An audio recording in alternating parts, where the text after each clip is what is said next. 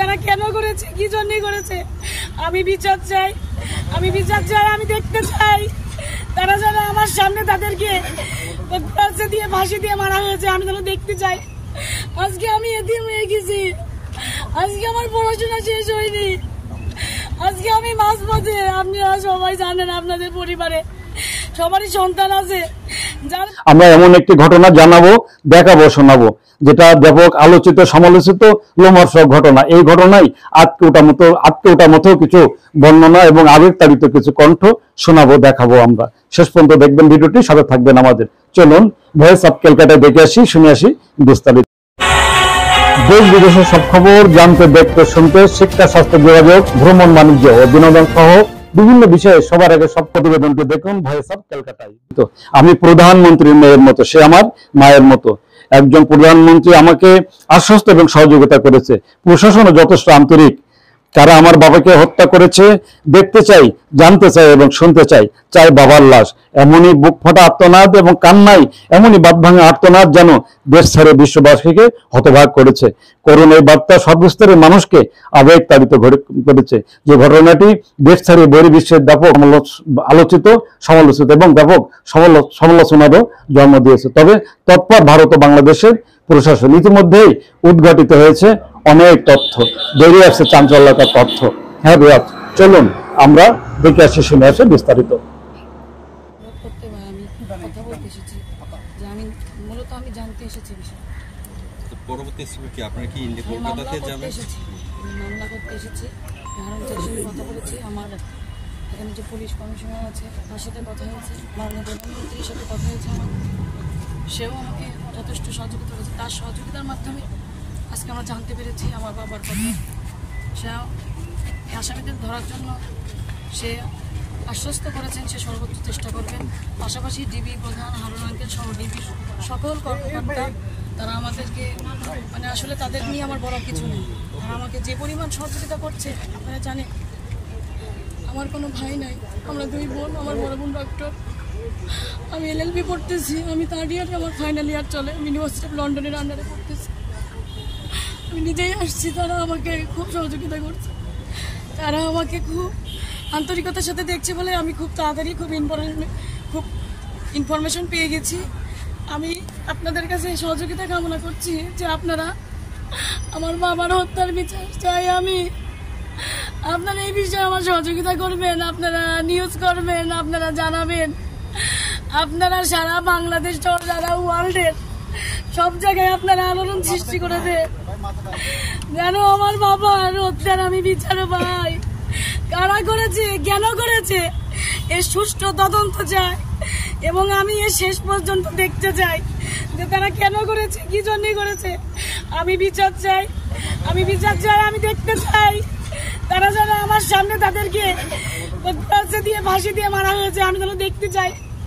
আজকে আমি এতিম হয়ে গেছি, আজকে আমার পড়াশোনা শেষ হয়নি, আজকে আমি মাঝপথে। আপনারা সবাই জানেন, আপনাদের পরিবারে সবারই সন্তান আছে। যার বাপ থাকে না, তার কেউ থাকে না, তারা এতিম হয়ে যায়। যতই কাছের আত্মীয় আপন মানুষ এই থাকুক, বাবা এই বাবার মতন কেউ হয় না। বাবা, আমার বাবা অনেক স্বপ্ন নিয়ে আমাকে এখানে পড়ার জন্য ভর্তি করেছে। আমি পরীক্ষাও দিয়েছি, আমার সামনে রেজাল্ট দেবে। সে আমার বলে গেছে আমি ইন্ডিয়া থেকে এসে তোমার পরীক্ষার রেজাল্ট আমি চেক করবো, তুমি কি করেছো। আমার কোনো কথাই সে রাখতে পারে, সে চলে গেছে। আপনারা শুধু আমার অনুরোধ, আমার বাবার এটার বিচার করবেন। একটা সময় 14 বছর আমার বাবা বিভিন্ন মিথ্যা মামলার হুমকিতে বলিয়ে থেকে যখন আমি অনেক ছোট, তখন আমার বাবার কাছে পাইনি। যখন আমার একটু বুঝ হয়েছে, আমি যখন একটু বুঝ, তখন আমার বাবাকে আমি কাছে পেয়েছি। এখন আমি হারিয়ে ফেললাম। আপনাদের কাছে আমার অনুরোধ, আপনারা আমার বড় ভাই, কেউ আমার বাবার মতো, আপনারা আমাকে সহযোগিতা করবেন। আমি আমার বাবার হত্যার বিচার চাই এবং আমি নিজের স্বচক্ষে আমি দেখতে চাই আমাকে কারা এতিম করলো, কেন করলো এভাবে। আপনি কি কাউকে সন্দেহ করছেন? ধরেন 3জনকে গ্রেফতার করা হয়েছে, তার মধ্যে একজন আনোয়ারুল, একজন ফয়সাল। এরা আপনাদের বাবার সাথে গিয়েছিল? এদেরকে আপনি চিনেন? আমি চিনি না, কিন্তু আমি চিনতে চাই। এবং আমি হারুন স্যারকে আমি বলে এসেছি যে আপনি আইডেন্টিফাই করেন কেন এরকম হলো? কারণ আমি ল পড়তেছি, আমিও কিছু আইনের নিয়ম জানি। আপনি ইনভেস্টিগেশন করুন, আপনি দেখুন তারা কারা, আমাকে চিনান, দরকার আমি চিনতে চাই, আমি প্রকাশ্যে তাদের মৃত্যু দেখতে চাই। আমাকে এভাবে এতিম করে দিল। আমার বাবার সাথে ধরেন আপনি তো ইন্ডিয়াতে যখন গিয়েছিলেন সেখানে যে আপনি কি কিছু পেয়েছেন? চাই নাই। বাবার সাথে আপনার সর্বশেষ কি কথা হয়েছে, আপনার পরিবারের কি কথা হয়েছিল? আমার সাথে সর্বশেষ তার ভিডিও কলে কথা হয়। এ বলে যে আম্মু আমি ইন্ডিয়ায় যাচ্ছি, আমি 2 দিনের মধ্যে চলে আসবো, তোমার দাঁতের ডক্টরের কাছে দেখানোর কথা, তোমার 2 দাঁতের সমস্যা, আমি এসে আমি নিয়ে যাবো, তুমি যেও না, তোমার ডক্টর ফোন করলে তুমি বলবা আব্বু ইন্ডিয়ায় গেছে, আব্বু এসে তোমাকে নিয়ে যাবে, তুমি থাকো, আমি আসছি, এই কথা বলে গেছে আমার সাথে। তারপরে আমার সাথে আপনি কাউকে সন্দেহ করছেন? আমি কাউকে সন্দেহ করছি না, কিন্তু কারা এগুলো আমি দেখতে চাই, তারপরে আমি আমার সন্দেহের কথা কিন্তু প্রকাশ আপনার করব। পরিবার কি বলেছে কারোর সাথে তার শত্রুতা ছিল কোনো, মানে কোনো বিষয় নিয়ে কোনো না, আমি এরকম কোনো কিছু পাচ্ছি না, এরকম কোনো কিছু আমি এখনো পাইনি। কিন্তু যাদের আসামি ধরা হচ্ছে বা ধরা হয়েছে, যাদেরকে এখনো ধরার পরিকল্পনা চলছে, তাদেরকে আমি ধরতে বলেছি এবং আমি সহযোগিতা চাচ্ছি, তাদের ধরুক, তাহলে অবশ্যই কোনো না কোনো কিছু বেরিয়ে আসবে। আমি কোনো কিছুই জানি না, আমি জানলে আমি তো তাহলে জেনেই যেতাম। আমার বাবা, আমি কি চাইবো?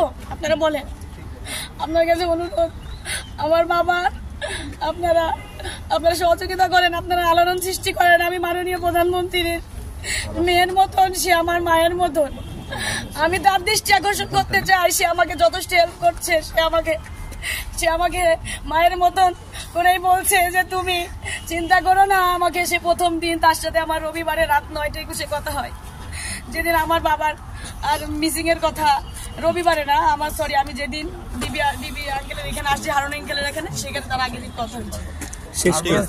প্রধানমন্ত্রীর হস্তক্ষেপ কামনা করছি, সে করছে, প্রধানমন্ত্রী আমার আশ্বস্ত করেছে, আমি ইনভেস্টিগেশন চালাচ্ছি, আমি সব রকম চেষ্টা করতেছি।